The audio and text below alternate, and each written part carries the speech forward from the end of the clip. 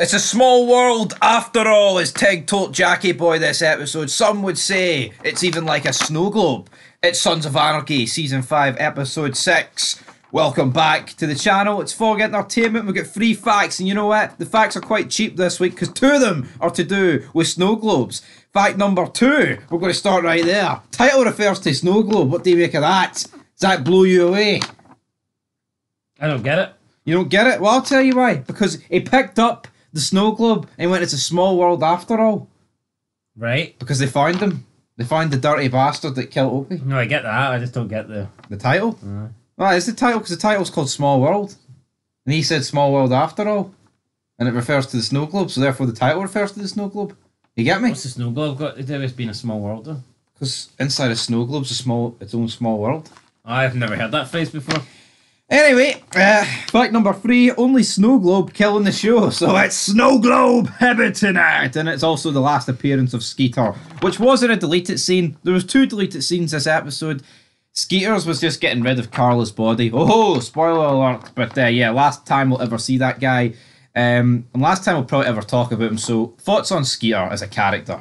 He was just there really to, serve as a purpose in the odd scene where they need it to cremate a body or they need it to get a body. Digit or a tiny titty to prove it. But, I don't know, a bit strange that you never see Skeeter again from this moment onwards. And it's not that I don't ever really recall seeing him, but I just kind of thought that we'd see Skeeter at least one more time. I guess that's what I kind of like about Sons. It's an organic world. They don't need to give everyone their own wee send-off at the end of the day. But it's the morning after the night before. We've got Jackie Boy. He's meeting with Damien Pope. Rita Roosevelt's not looking too good at this stage of the game. Jax dishes out the 50% of the drug haul and money to Pope. Pope then gives him it back and he's like, you know what, Jackie Boy, how about you double it, get 60 keys, and I'll put 100 grand on top of it. Jax calls this out. He's like, why the hell are you doing this? You know, you're a businessman. Why are you in drugs? And he's like, not a risky game if you do it with the right people at the right time and all that good stuff. And you know what? I think Pope's right. You look at Breaking Bad for an example. They had a good thing, you son of a bitch. Then people like Walter get involved in your good thing that was right with the right people. Quickly goes to up in shit. smoke. Yep, and that's exactly what it is. I think, if you run a drug game like this and you keep it right, you're not going to get caught. It's when you bring in outsiders like Walter White and people like that. Not that he's in this show, of course, but Jax did deliver a good line here to Pope when Pope said he's got a proposition for Jackie Boy. He said, does it involve children in bonfires? Jax asks. I get why he says that. Jax is still reeling from the fact, he burnt Tig's daughter alive, but can Jax not see that Tig also killed his daughter? Yeah, Jax seems to be glossing over that fact. Yeah, he does. But they bring this to the table and they're going to give it a vote. Essentially, what happens here is Jax brings it to the table. They're going to double the amount that they're hauling. Essentially, they're going to be making double the money, which is weird because for this vote, right, it ended at 6-5. Clay, the Nomads, and Juice voted against it. But their whole gimmick, well, maybe not Juice's gimmick, right? But the other 4's gimmick is they want to get rich off the club. Now, albeit, yes, they want to get rich off the club with Clay at the head of the table, but it doesn't make much sense to me, Clay voting down this deal, which is more money and more power. Yeah, it's almost like, all right, we wanted to make more money with Clay at the top, but maybe we could still make a good amount of money with Clay not being at the top. I think Clay's gave the Nomads false promises. I mean, realistically, say he gets the gavel back, right? How's he going to be able to dish out more amounts to the Nomads than other people at the table? You try to tell me there's a situation where Greg the Peg's making 10 times the amount of money as Chibs and Tig? How the fuck's that fair? Is Clay going to say, right, who's the accountant at the moment? I mean, Bobby's always the accountant. Does that mean, is Clay going to take the money away for the big fat Jew and be like, right, Greg the Peg, you're counting this from now on and cut yourself an extra 10% or something? I don't think that's going to happen. No, I don't think that's going to happen either. We also did a deleted scene with Elliot and Clay, which I actually thought added to it. It shows you Clay's making moves to try and get back to the head of the table. He's talking about the fact that he wants to reinstate Charming PD, and you can see how him and Jax differentiate. Jax is fine with working with Hale if he gets what he wants, while Clay wants to go old school, wants to bring back Unser, wants to bring back Elliot. I think Clay's out of his depth here. The guy's lucky to be alive and still at the table. Yeah. For me, Clay should just accept the fact that he's alive, he's not been killed, he's not been kicked out the club, his secrets are safe, and that he can still be the one that really pieces together the club and IRA, and he can still make money. See, instead of Clay making all these moves, right? I know you could say this might be a bit too much for the guy to do, but even though I think, considering what he's done, I don't think it's too out of character. It would just be easier for him to put a bullet in Jax rather than do all these other plays to try and get the gavel back. Oh, yes, the club could find it, but he's killed members before. Can he not kill his stepson? If he kills Jax, I think he will get voted in as president because they know you're starting 4-0 up, and I think Juice would go with Clay. He's 5-0 up. And hold on, can he really vote for himself? Sure, yeah, he did the officer challenge. Like Bobby voted for himself, and well, he was going to. Well, it'd be a bit dumb if he put in an officer challenge and then voted for the current officer. It would be a bit weird, wouldn't it?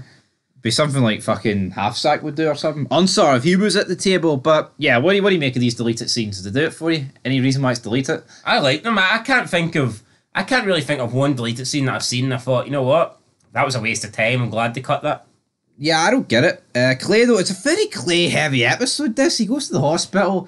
Doctor tells him he won't be needing it much longer. Or pretty much doesn't need it unless he starts smoking cigars or climbing mountains. Of course, Clay needs a sympathy vote, so he's got to keep that oxygen tank. He comes out just like, how'd it go? He's like, not good, brother. No, man, I'm fucked.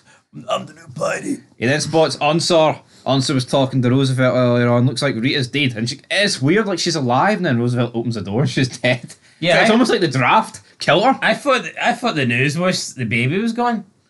Yeah, turns out they're both gone. 2 in 1. 2 for 1. 2 for 1 special. 2 for 1 special. Roosevelt breaks down. Unsar I don't like Unsar here. Oh, I do like Unsar, but why is he putting his cards on the table? Why is he telling Clay here, I know it's you, pretty much, but I can't do fuck all about it. I know. Unsar needs to be smarter than that. He knows what Clay's capable of. Why would he reveal his hand? Yeah, like, doesn't make any sense. He talks about how it's Unsar. He's giving Clay a chance to react. Yeah, and he's saying, it's someone in Charmin working out a personal beef. Who's in Charmin, right, with enough pull to fucking make this shit happen? There's only one fucking guy. And his name is Clay Morrow. It's the guy Unsar's looking at, man. Gemma then goes to her kitchen, and who appears? It's Tamina Snuka, going for the frog splash off the top of the cage. Yeah, I didn't really like this part of the episode, so obviously, forget her name. Carla. Tamina Snuka. Yeah, Carla approaches Gemma and orders her to go to the bedroom, calls over Nero, gets them both naked, gets them to perform like sex acts on each other. A wee bit weird. Nero freaks out. He's like, I'm not doing it. You're going to have to shoot me. And then Carla's like, nah, sorry, baby brother, or whatever she called him. I just wanted to see you perform one more time. And she turns the gun on herself, shoots herself, and Nero obviously upset. You know, weird fucking scene. Was a weird scene. He's speaking and he's like, ondale, amigo, speaking Gonzalez. And then she just shoots herself. Good night. And Gemma does what Gemma, I guess she calls the person she thinks of when there's a dead body laying around, and that is Clay Morrow. Well, she did call Unsar, but of course, earlier on in the episode, he kind of cut ties with her. He's like, nah, fuck you. Am I same kind of friend? And then she gives like Unsar the false pretense of like, we could get together, but just not right now. Well, what if, right, if Gemma, I know Gemma, she's manipulating the guy, right? But say she did actually want to be in a relationship with Unsar, why the fuck can't they get in a relationship right now? Is it because she feels bad for Clay that they're still married and she'd be going in bed with Unsar when she's going in bed with everyone else? Going into bed with Nero, going into bed with all these young guys, going into bed with those 2 blonde sisters. Yeah, I'm just glad Unsar called it. He's like, you're going to die alone, just like me.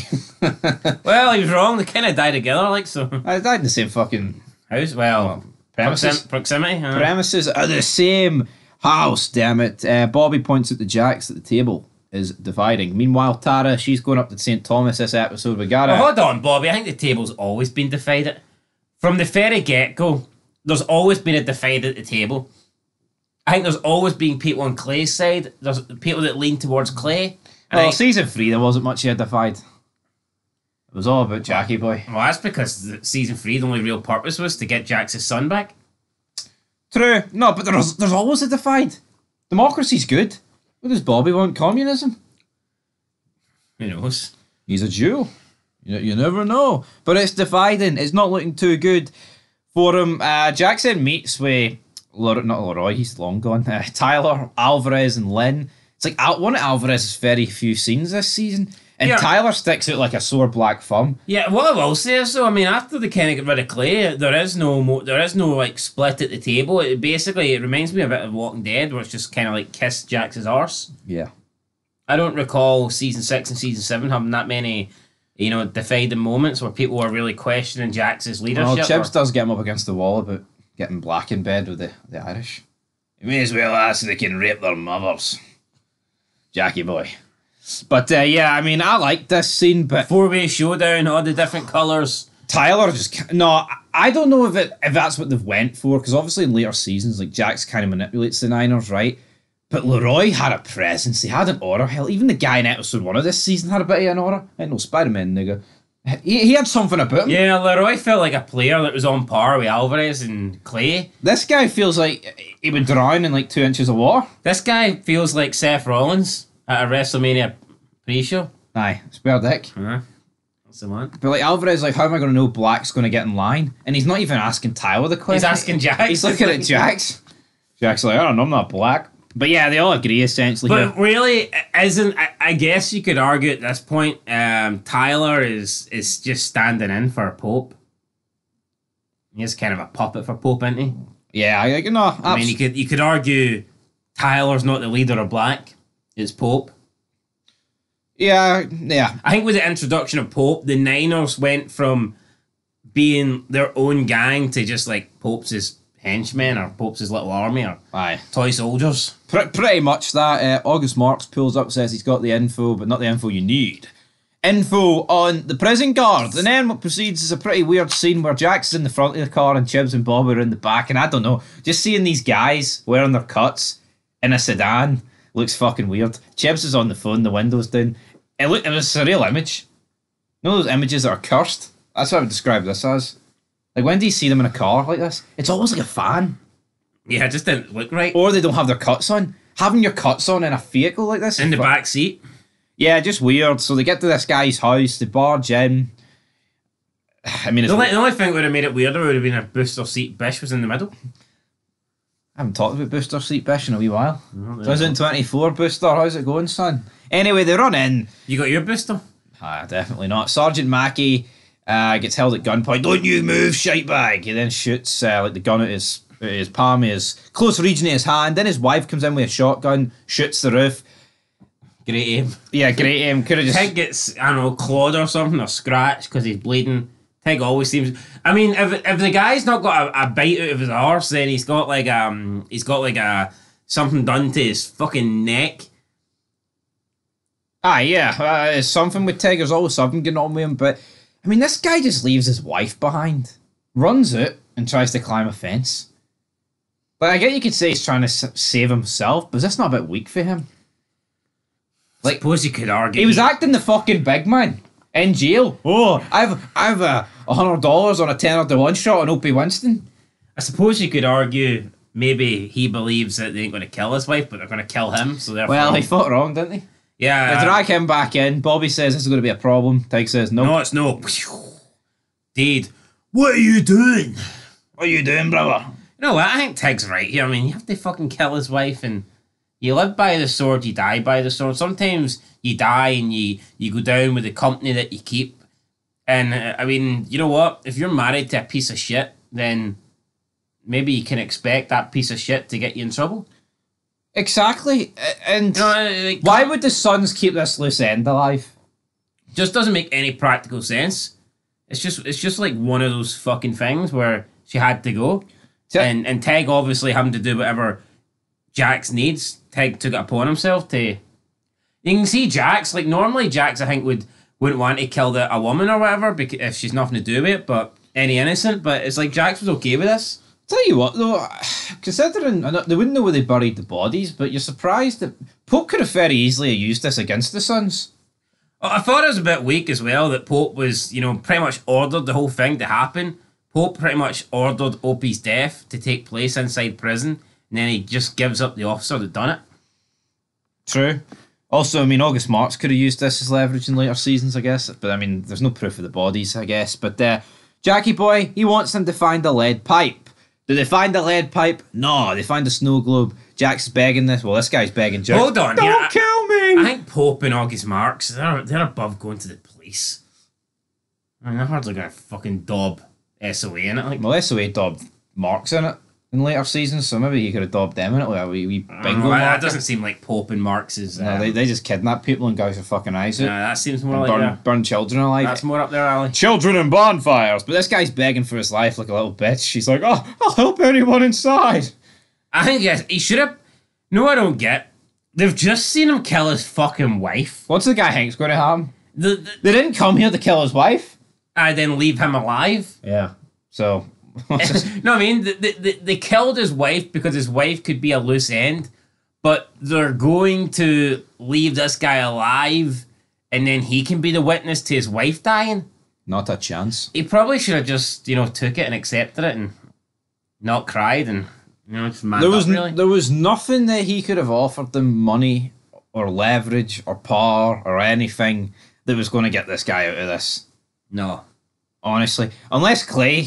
I don't know, unless he offered proof about the fucking nomads and Clay, but at this point they weren't really onto that. So anyway, Jax gets a snow globe, starts bashing his fucking dome in. Chib's after about the 20th swing. It's like, that's enough, Jackie boy. Jackie boy, come on. He then sits down, the snow globe's spinning. It's a small world. It's a small world after all. We then have a scene where like Tig goes to bury the bodies with Happy and Fat Boy.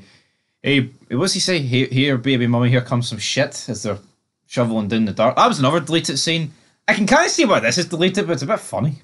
But yeah, but we had a scene where Chibs was like, are you doing alright, brother? To Tig, and then kisses him. What do you make of that? Or do you not remember that scene? No, I do remember, a bit weird, but well. Well, brotherhood, brother. Anyway, Eli, he pulls up. He tries to ram Sam Crow off the road. Chibs gives him the middle finger, and then what does he do? He rams Bobby off the road. Bobby always seems to be the one that comes off his bike. Yeah, like in the next episode, you see Jax and Chibs doing like swanton bombs. Obviously, this guy's not capable of that off bikes. Just his fat ass just drags off. A little bit repetitive to have that in back-to-back episodes, wasn't it?